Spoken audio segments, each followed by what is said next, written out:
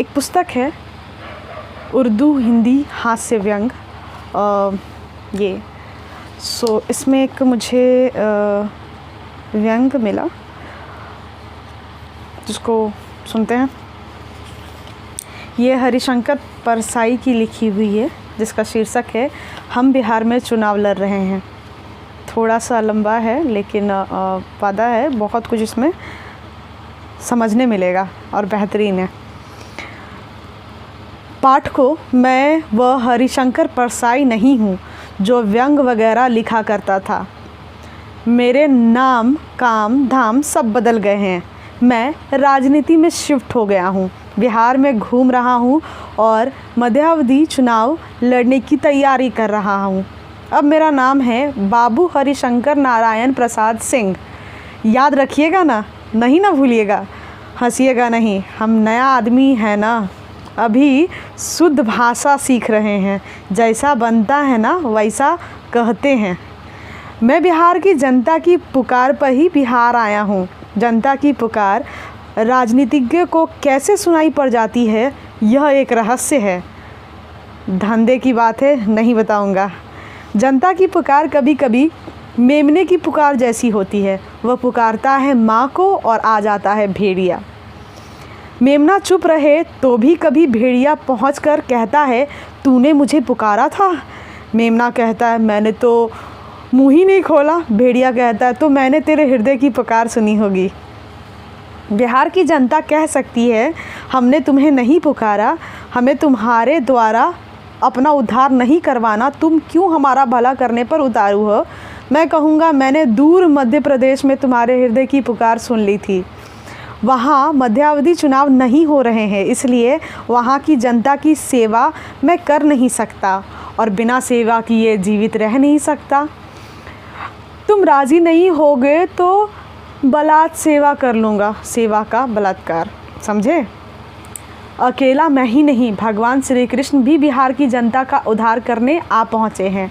बिहार की बाढ़, सूखा और महामारी से पीड़ित जनता, अकाल से पीड़ित जनता। एक दिन मेरी कृष्ण भगवान से भेंट हो गई। मैंने पहचान लिया, वही मोर मुकुट पीताम्बर और मुरली। मैंने कहा भगवान श्री कृष्ण हैं? वह बोले हाँ वही हूँ मैं। मेरा नाम अब भगवान बाबू कृष्ण नारायण प्रसाद सिंह हो गया है।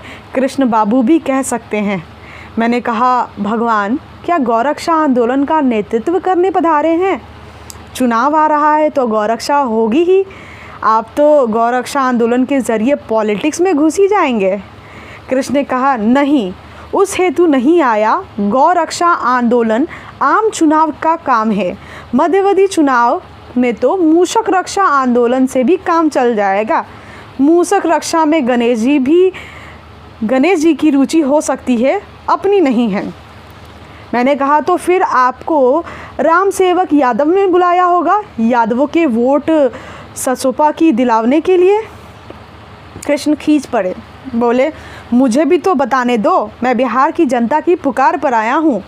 मैंने कहा आपको भ्रम हो गया भगवान।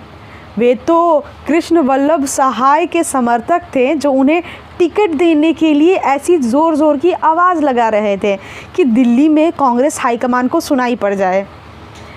वे श्री कृष्ण वल्लभ बाबू का नाम ले रहे थे। आप समझे जनता आपको पुकार रही है?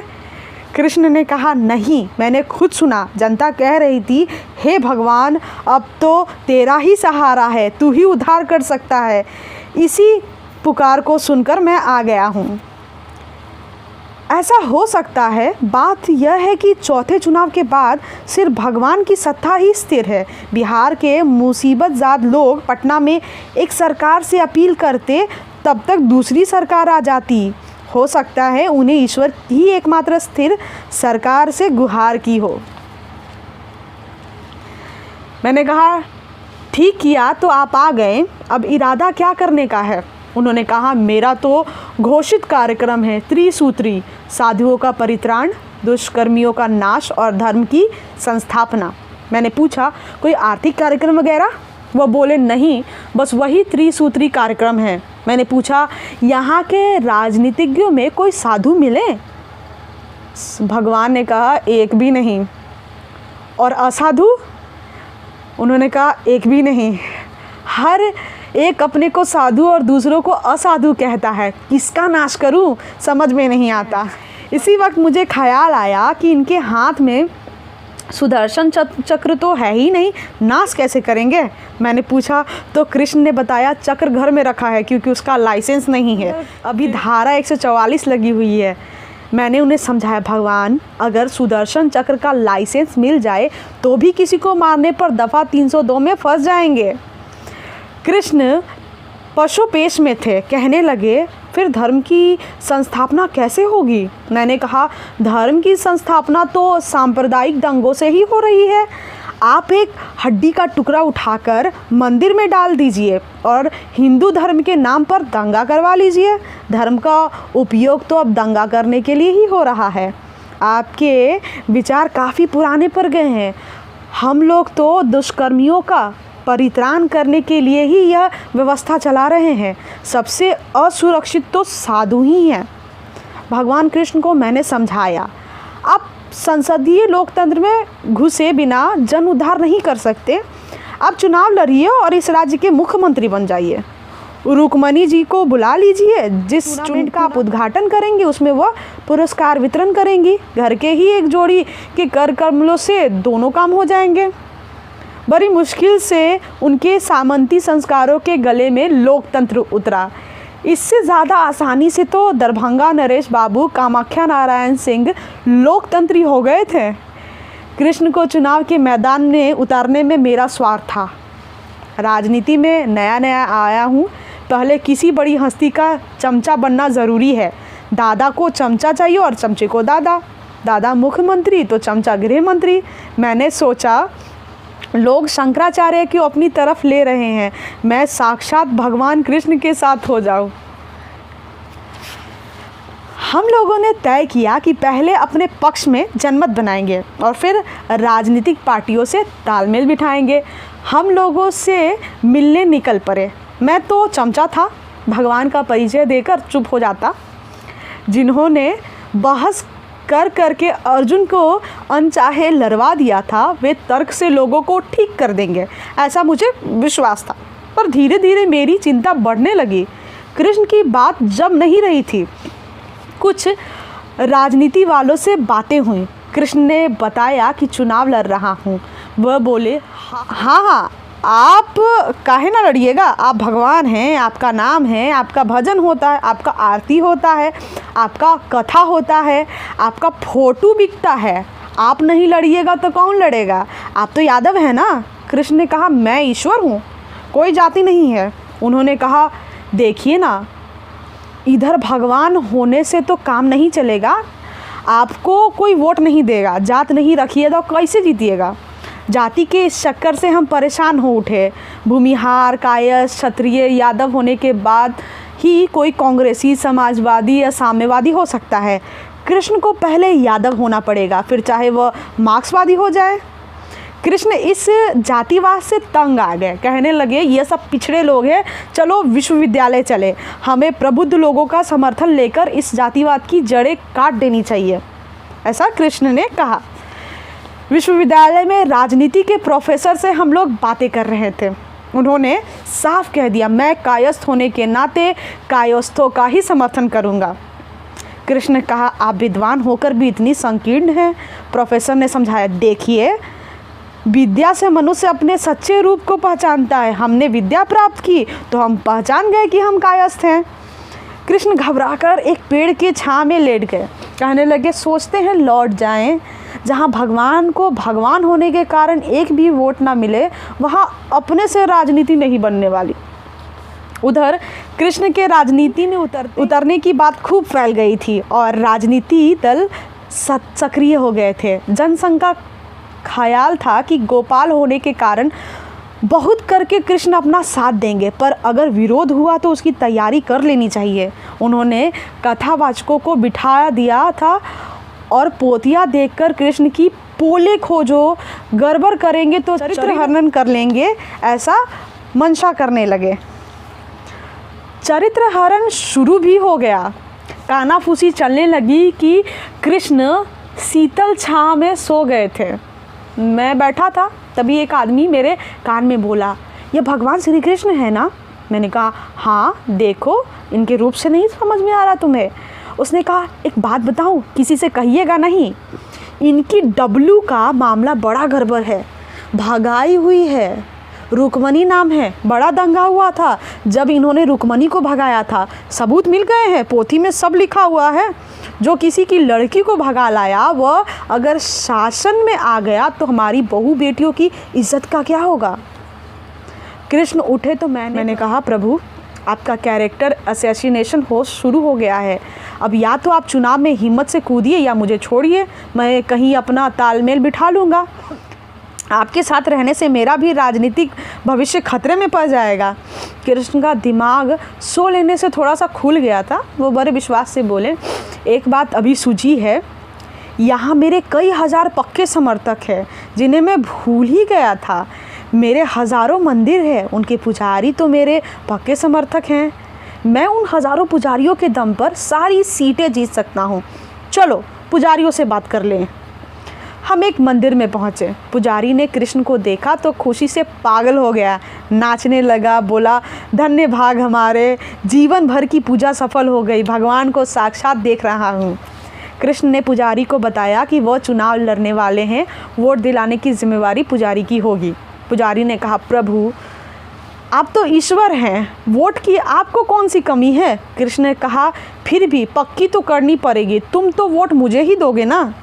पुजारी ने कहा, हाथ मलते हुए कहा, आप मेरे आराध्य हैं प्रभु, वोट का ऐसा है कि वह तो जात वाले को ही जाएगा। जात से कोई खड़ा ना होता तो हम ज़रूर आपको ही वोट देते। कृष्ण की इतनी दीन हालत तब भी नहीं हुई होगी जब शिकारी का तीर होने लगा था। कहने लगे, अब सिवा भूदान आंदोलन में शामिल होने के कोई रास्ता नहीं है। जिसका अपना पुजारी धोखा दे जाए, ऐसे पिटे हुए राजनीतिज्ञ के लिए या तो भारत सेवक समाज है या सर्वोदय। चलो बाबा के पास। मैंने कहा अभी वो स्टेज नहीं आई, अभी तो हम एक भी चुनाव नहीं हारे, 5 बार चुनाव हारकर भी लोग सर्वोदय में नहीं गए। चलिए राजनीतिक दलों से बातचीत करते हैं। पहले हम कांग्रेस दफ्तर गए, वहाँ बताया गया कि यहाँ कांग्रेस है ही नहीं। मंत्री ने कहा इधर तो कृष्ण वल्लभ बाबू हैं, महेश बाबू है, राम खिलावन बाबू है, मिश्रा बाबू है, कांग्रेस तो कोई नहीं है। और फिर कांग्रेस से मिलकर क्या करिएगा? जो गुट सरकार में चला जाता है वह कांग्रेस रह जाता है, जो सत्ता में नहीं रहता वो कांग्रेस भी नहीं रहता। कांग्रेस कौन है यह तो चुनाव के बाद ही मालूम होगा। कांग्रेस अब सरकार नहीं बनाती, सरकार गिराती है। चुनाव लड़िए, अगर आपके साथ 4-5 विधायक भी हो तो हमारे पास आइए, आपको ही मेजॉरिटी बनाकर आपकी सरकार बनवा देंगे। हमने मंडल की सरकार बनवाई थी ना। हम सरसोपा के पास गए, उन लोगों ने पहले परीक्षा ली। जब हमने कहा कि जवाहरलाल नेहरू जो गुलाब का फूल शेरवानी में लगाते थे वह कागज़ का होता था, तो वह लोग बहुत खुश हो गए। कहने लगे बड़े क्रांतिकारी विचार के हैं आप, देखो यह नेहरू देश को कितना बड़ा धोखा देता रहा। मैंने कहा हम लोग समाजवादी होना चाहते हैं। वे बोले समाजवादी होना उतना ज़रूरी नहीं है जितना गैर कांग्रेसी होना ज़रूरी है। डाकू भी कांग्रेस विरोधी हैं तो बड़े से बड़े समाजवादी से श्रेष्ठ हैं। कृष्ण ने कहा लेकिन कोई आइडियोलॉजी होनी तो चाहिए भाई। ससोबाई बोले गैर कांग्रेसी वाद एक आइडियोलॉजी ही तो है ही। इस आइडियोलॉजी के कारण सबसे तालमेल बैठ जाता है। गौ रक्षा में जनसंघ के साथ, पूंजी की रक्षा में स्वतंत्र पार्टी के साथ, जनतांत्रिक समाज में प्रसोपा के साथ, जन क्रांति में कम्युनिस्टों के साथ। मैंने पूछा, डॉक्टर लोहिया ने कहा था कि जनता का विश्वास प्राप्त करने के लिए गैर कांग्रेसी सरकारें 6 महीने के भीतर कोई एक चमत्कारी काम करके बताए, ऐसा हुआ था क्या? उन्होंने कहा हाँ, एक नहीं कितने ही चमत्कार हो गए। हमारे मंडल बाबू ने ही कितना बड़ा चमत्कारी काम किया। हम दोनों साम्यवादी दलों के पास भी गए। दक्षिणपंथी साम्यवादी दल ने कहा तो कॉमरेड कृष्ण, आपकी हिस्ट्री हमने पढ़ा है, आप में वामपंथी दुस्साहसिता और वामपंथी भटकाव दोनों हैं। आपने इस तरह के काम किए थे, आप मार्क्सवादियों के पास जाइए। मार्क्सवादियों ने कह दिया तुम तो संशोधनवादी हो, तुम्हारा सारा वर्ग चरित्र प्रतिक्रियावादी है। जनसंघ ने खुले दिल से स्वागत किया, कहा आप तो द्वापर से ही हमारे पार्टी के सदस्य हैं, सुभाष बाबू और स्वामी विवेकानंद भी हमारी पार्टी के सदस्य थे, आइए आपका बौद्धिक हो जाए। उन्होंने एक कागज़ की पर्ची पर लिखा, हिंदू राष्ट्र गौरक्षा भारतीय संस्कृति, और पर्ची को एक छपे हुए कागज में रखा। फिर अलमारी से ताला चाबी निकाले। वे एक औजार से कृष्ण का सिर खोलने लगे। कृष्ण चौंक कर हट गए, बोले यह क्या कर रहे हो? उन्होंने समझाया, आपका बौद्धिक संस्कार कर रहे हैं, सिर खोलकर यह विचार आपके दिमाग में रखकर ताला लगा देंगे और चाबी नागपुर गुरुजी के पास भेज देंगे। वहाँ से चाबी आएगा ही नहीं, ना आपका दिमाग खुलेगा, ना परखिएगा और अराष्ट्रीय विचार आपके दिमाग में घुसेंगे। कृष्ण आतंकित हो गए। वह एक झटके से उठे और बाहर भागे। पीछे से वह आदमी चिल्लाया, रुकिए, हमारे स्वयंसेवकों को एक एक सुदर्शन चक्र तो देते जाइए। हम भागे तो सीधे शोषित दल वालों के पास पहुँचे। उन्होंने कहा, अभी से आप शोषित कैसे हो सकते हैं? शोषित तो तब होता है जब विधायक तो हो जाए पर मंत्री ना हो। आप मंत्री नहीं बन सके तभी तो शोषित होंगे, तब हमारे साथ हो जाइए। क्रांतिकारी दल के महामाया बाबू से मिलने का भी इरादा था, पर सुना कि जब से उन्होंने कामाख्या बाबू के खिलाफ दायर 218 मुकदमे उठाए हैं, तब से उनकी खदान में गुप्तवास कर रहे हैं। खदान के बाहर ही राजा कामाख्या नारायण सिंह मिल गए। उन्होंने कहा, मेरे साथ होने से आप लोगों को राजनीति की दुनिया की पूरी सैर करनी पड़ेगी, आप थक जाएंगे।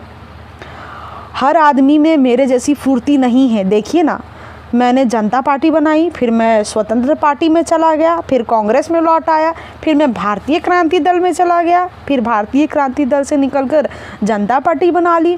मेरे लिए राजनीति दल अंडरवियर है, ज़्यादा दिन एक ही नहीं पहन सकता, बदबू आती है।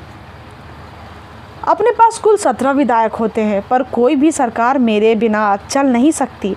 आप लोग तो अपनी अलग पार्टी बनाइए, अपने कुछ लोगों को विधानसभा में ले आइए और फिर सिंहासन पर बैठकर कांग्रेसवाद, संघवाद, क्रांतिवाद, समाजवाद, साम्यवाद सब से चरण दबवाइए।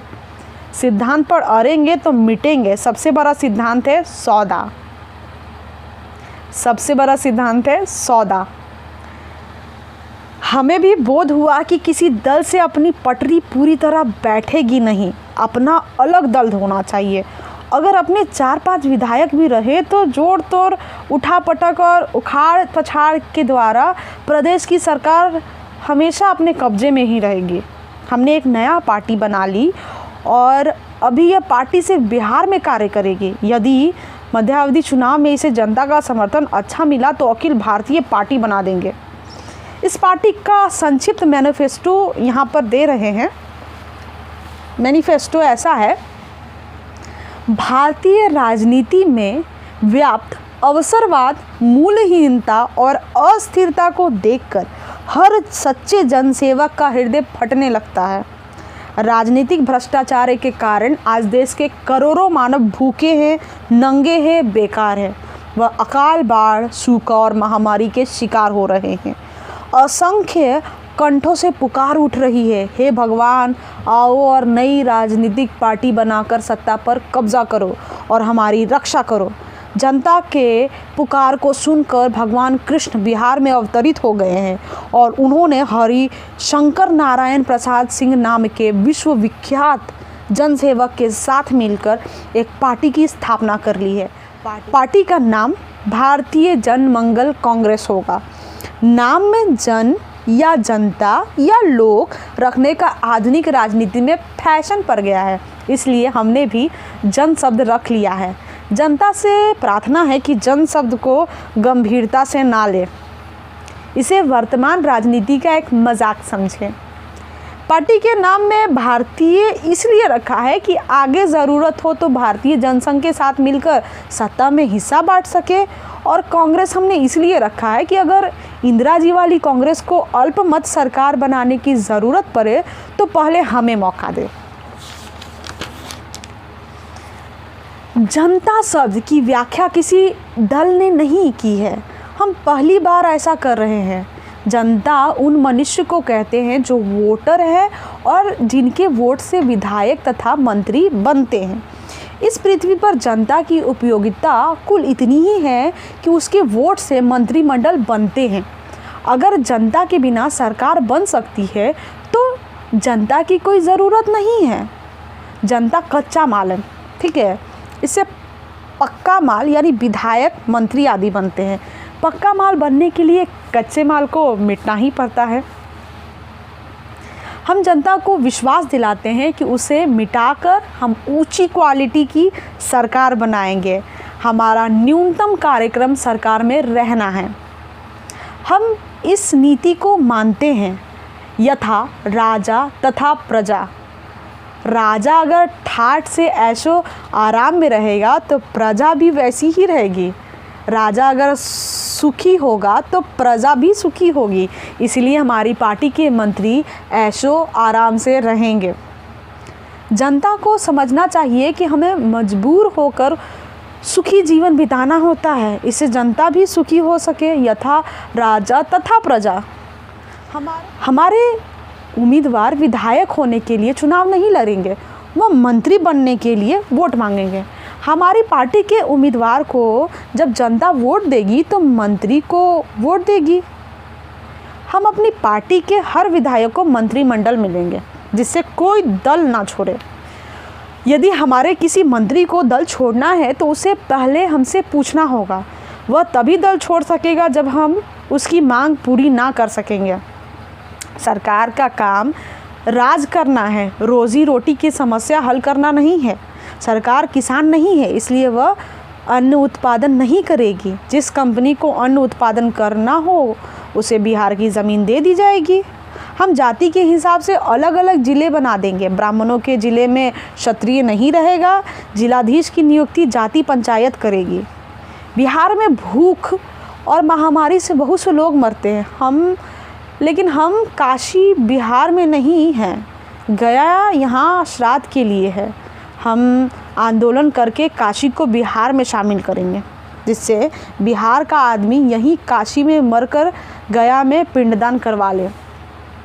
हम जनता को वचन देते हैं कि जिस सरकार में हम नहीं होंगे उस सरकार को गिरा देंगे। अगर हमारा बहुमत नहीं हुआ तो हम हर महीने जनता को नई सरकार का मज़ा देंगे। घोषणा पत्र की यह रूपरेखा ही है, विस्तार से आगे बताएंगे। जनता हमारी पार्टी की विजय के लिए प्रार्थना करे। ठेकेदार, उद्योगपति, दंगा करने वाले शर्तें तय करने के लिए अभी संपर्क करें। हमारे भाई, भतीजे, मामा, मौसा, फूफा, साले, बनोई जो जहाँ भी हो बिहार में आके बस जाए और रिश्तेदारी के सबूत समेत जीवन सुधारने की दरख्वास्त अभी से दे दें। देर करने से नकाल फ़ायदा उठा लेंगे।